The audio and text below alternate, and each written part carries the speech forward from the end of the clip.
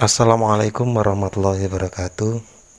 Anak-anak sekalian yang dirahmati Allah, hari ini kita pelajaran fikih, yaitu sudah pada bab 2, di mana kita menginjak pada materi khitan. Pada minggu yang lalu kita telah mempelajari materi yaitu mandi wajib, dan hari ini kita materi khitan, di mana tujuan pembelajaran hari ini yaitu diharapkan setelah pembelajaran pada kali ini kalian mengetahui apa itu pengertian khitan dan sejarah kenapa khitan dilaksanakan oleh manusia, dan seakan-akan memang harus setiap muslim melaksanakan khitan untuk laki-laki. Anak-anak sekalian yang dirahmati Allah, marilah pelajaran pada pagi hari ini kita buka bersama dengan bacaan basmalah. Bismillahirrahmanirrahim. Anak-anak sekalian, ayo yang laki-laki siapa yang sudah khitan? Sudah banyak? Alhamdulillah. Bagi yang belum, sesegera mungkin kalian sudah menganjak dewasa, tentunya banyak hal-hal dan ibadah yang memerlukan pelaksanaan khitan. Kenapa kok seperti itu? Karena Islam sangat memperhatikan pentingnya menjaga kebersihan. Nah, khitan merupakan salah satu cara seorang muslim, yaitu untuk laki-laki, untuk menjaga kebersihan anggota tubuh. Mungkin kalau kita menjaga anggota tubuh yang lain, kalau badan itu cukup disabun, gosok gigi, dan membersihkan kuku atau yang lain sebagainya. Nah, pada dasarnya kita juga harus membersihkan badan kita yang tertempel oleh najis. Nah, kalau hubungannya dengan khitan adalah najis yang berhubungan dengan air kencing. Lah, kenapa kok najis hubungannya dengan air kencing bisa mengganggu keabsahan kita beribadah atau melaksanakan sholat? Karena kita sebagai laki-laki itu memiliki alat kemaluan, di mana alat kemaluan yang pada ujungnya itu namanya kasyafah atau kepala kemaluan. Lah, dari kepala kemaluan itu kita ada yang namanya penutup yang menutupi kemaluan, sehingga ketika kita kencing itu dimungkinkan masih ada sisa air kencing yang tertempel di dalam kulup atau kulit yang menutupi oleh kasyafah tersebut. Kasyafah itu kepala kemaluan. Nah, seperti dari kedokteran itu menyarankan, karena dari menghilangkan tutup dari kasyafah tersebut, kulit yang menutupi kasyafah tersebut itu juga bisa menghindarkan seseorang dari penyakit yang disebabkan oleh kotoran yang tertinggal di kemaluan. Nah, dan itu pun juga disyariatkan oleh agama, termasuk dari sabda Rasulullah yang berbunyi al-fitratu khamsun. Fitrah itu ada 5. Yang pertama al-khitanu, yaitu khitan, wal istihdadu, dan mencukur bulu kemaluan, wan natful ibdi, mencabut bulu ketiak, wa taqlimul atfari, memotong kuku. Nah, ini salah satu menjaga kebersihan, yaitu memotong kuku. Kenapa? Di sela-sela kuku itu kadang ada warna hitam, itu adalah kotoran. Kalau kotornya tidak najis mungkin tidak masalah. Kalau kotornya itu najis, sholat kita, ibadah kita yang berhubungan dengan najis mungkin keabsahannya kurang. Waqatudus syarbi,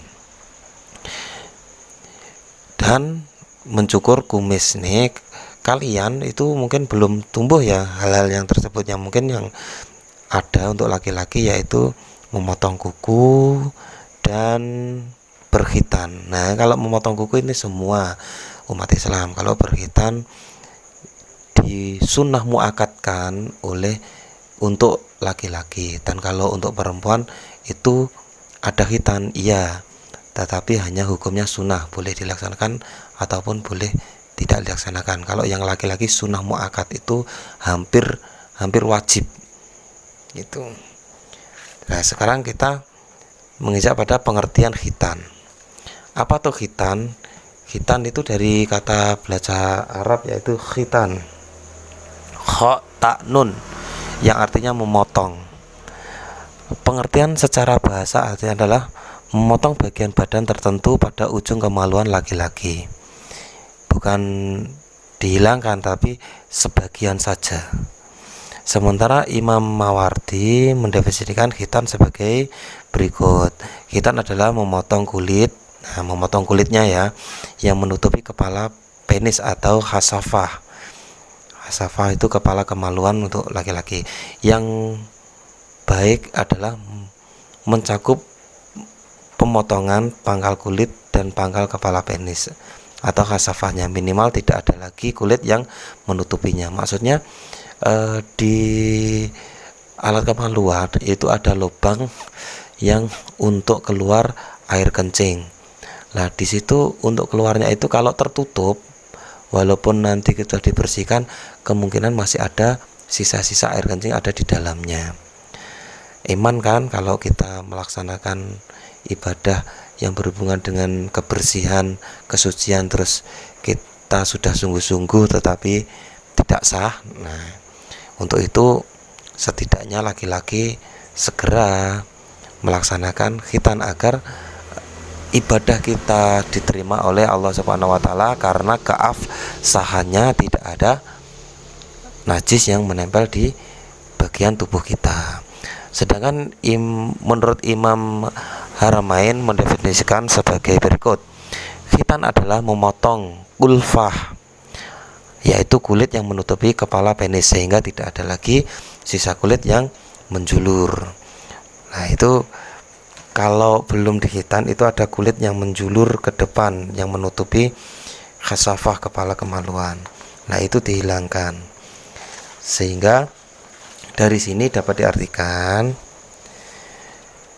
bahwa khitan adalah perbuatan memotong sebagian kemaluan laki-laki yang harus dipotong, yakni memotong kulup atau kulit yang menutupi bagian ujungnya hingga seutuhnya terbuka. Pemotongan kulit ini dimaksudkan agar ketika buang air kecil mudah dibersihkan, karena syarat Islam dalam ibadah adalah kesucian. Nah, kalau kita kembali kepada materi sholat, salah satu syarat sah sholat adalah suci. Suci apa? Suci tempat dan badan. Kalau kita sholat tempatnya sudah suci tetapi badan kita masih ada najis, kemungkinan sah atau tidak? Nah, kemungkinan keabsahannya kurang. Loh Pak, saya kan belum balik, berarti sholat mungkin tidak membutuhkan itu. Lah, justru dengan kita belum balik, kita sudah belajar beribadah dengan sungguh-sungguh, karena Allah akan mencatat amal kita. Gitu anak-anak. Jadi untuk sholat itu kita harus suci badan maupun tempat kita.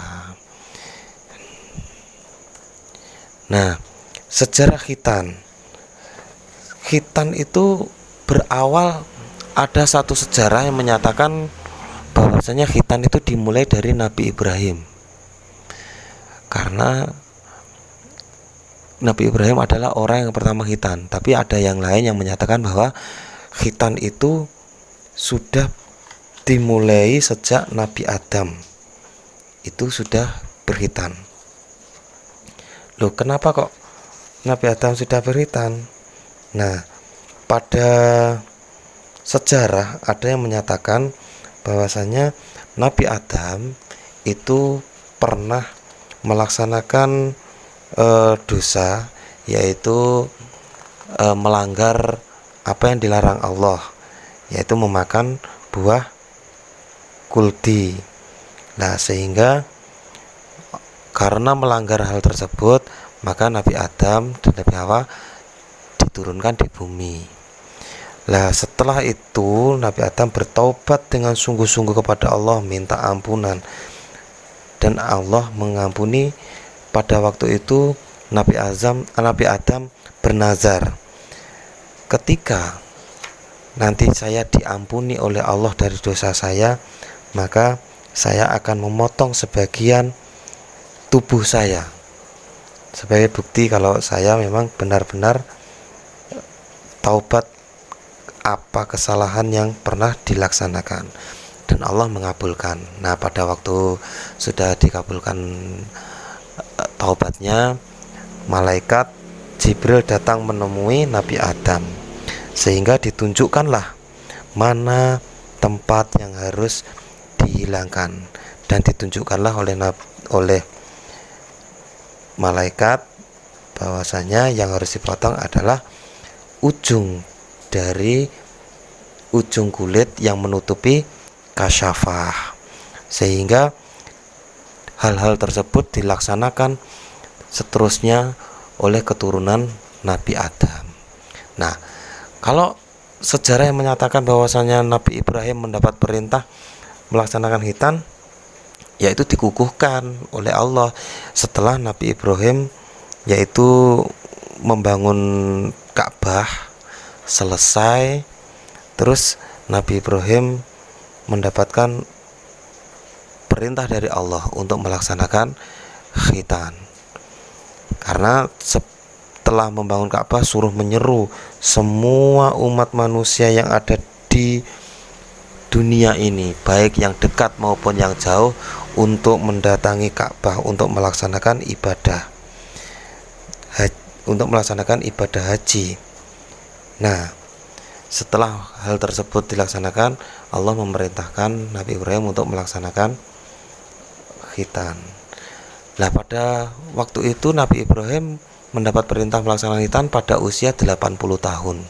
Wow, sudah berusia ya anak-anak. Kalian masih umur berapa? 10? Nah, ini jauh sekali dengan Nabi Ibrahim. Nah, kalau khitannya Nabi Ibrahim dulu itu tidak seperti sekarang canggih. Nabi Ibrahim dulu itu khitannya memakai kapak anak-anak. Berarti alat kemaluannya, terus khasaf yang kulub yang menutupi kasafah itu ya dipotong pakai kapak itu. Wow, kalau sekarang sudah canggih. Bahkan teman-teman kalian yang pernah saya tanya itu yang sudah khitan, katanya khitan itu sakitnya lebih sakit digigit semut. Nah, sekarang sudah banyak obat atau banyak teori, banyak cara medis yang bisa khitan itu sama sekali tidak sakit.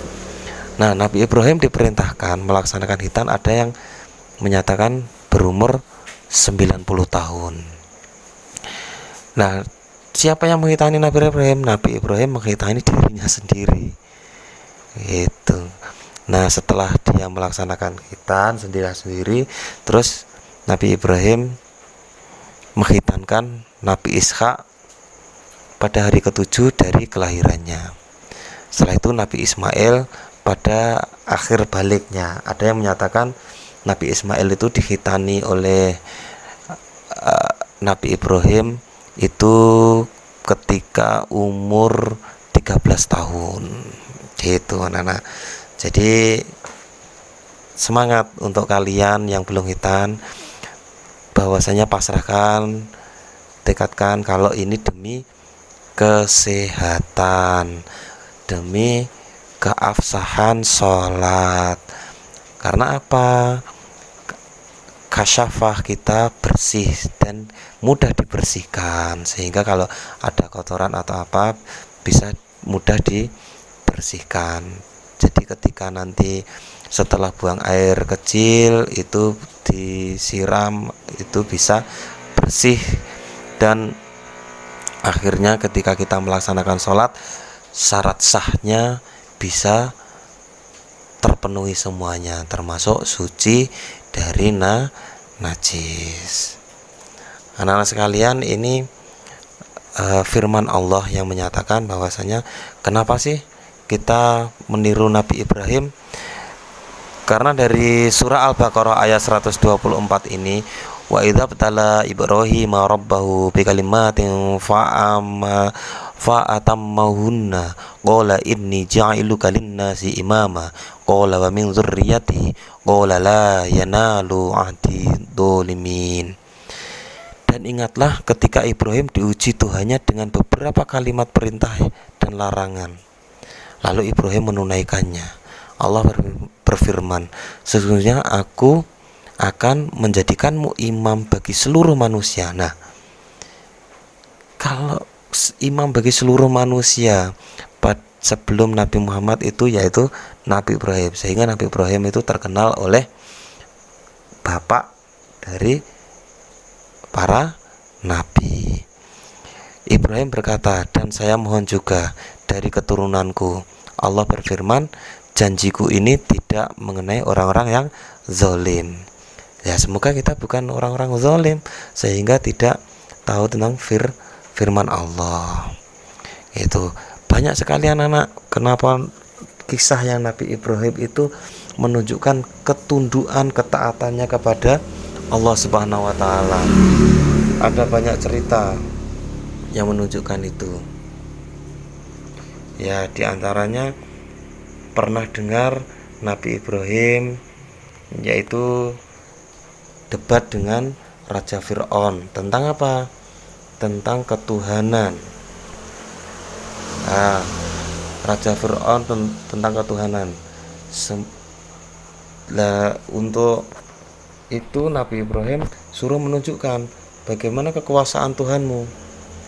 Nabi Ibrahim, kalau memang kamu adalah Tuhan, coba rubahlah matahari yang biasa terbit dari timur terbenam ke barat, rubahlah terbit dari barat menuju timur. Raja Fir'aun pun terdiam. Terus pernah juga Nabi Ibrahim itu menghancurkan para berhala, sehingga Nabi Ibrahim harus ditangkap oleh anak buah dari Raja Fir'aun sehingga dihukum mati. Lah hukumannya apa? Nabi Ibrahim tetap sabar. Hukumannya adalah Nabi Ibrahim harus dilemparkan pada api yang sudah menganga.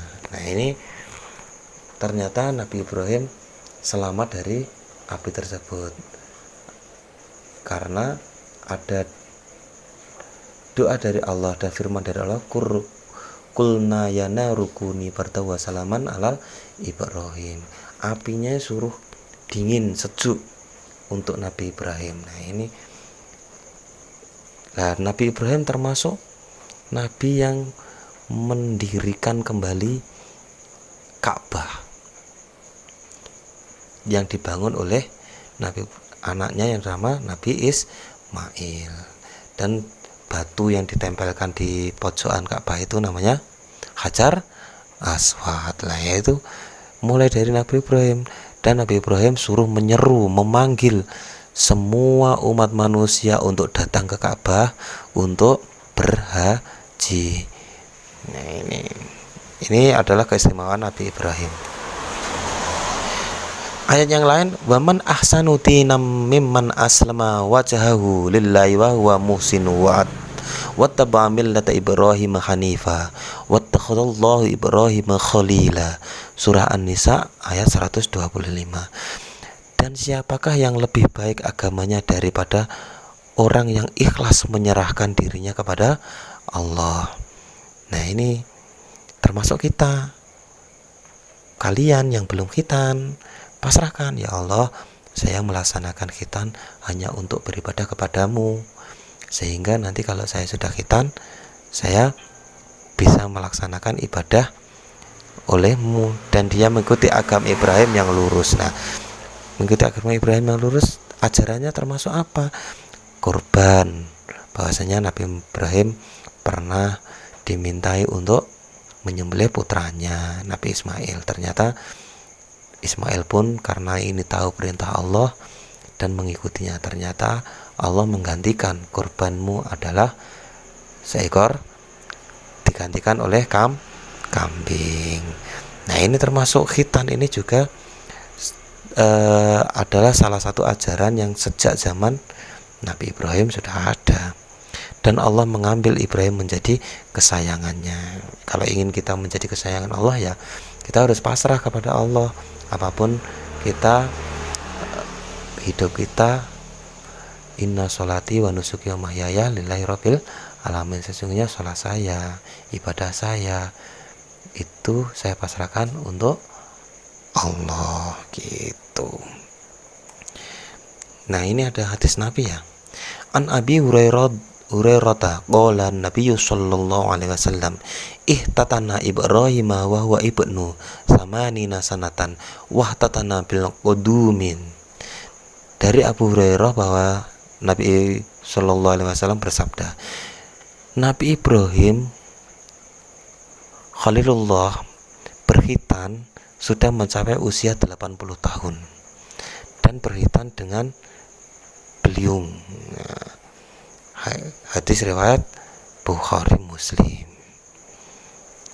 Yang ini jadi Nabi Muhammad pun mengukuhkan bahwasanya Nabi Ibrahim itu bapak dari para nabi, itu melaksanakan khitannya.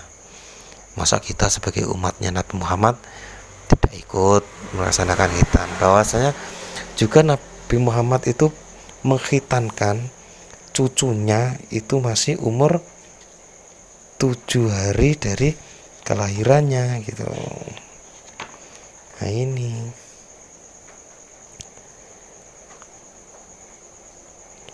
dari apa yang kita pelajari hari ini, kita dapat mengambil pengertian bahwa orang yang dianggap lebih baik agamanya adalah orang yang mau mengikuti ajaran yang pernah dilakukan Nabi Ibrahim. Salah satunya adalah syariat tentang khitan. Khitan adalah ajaran Nabi Ibrahim yang telah disyariatkan juga oleh Nabi Muhammad.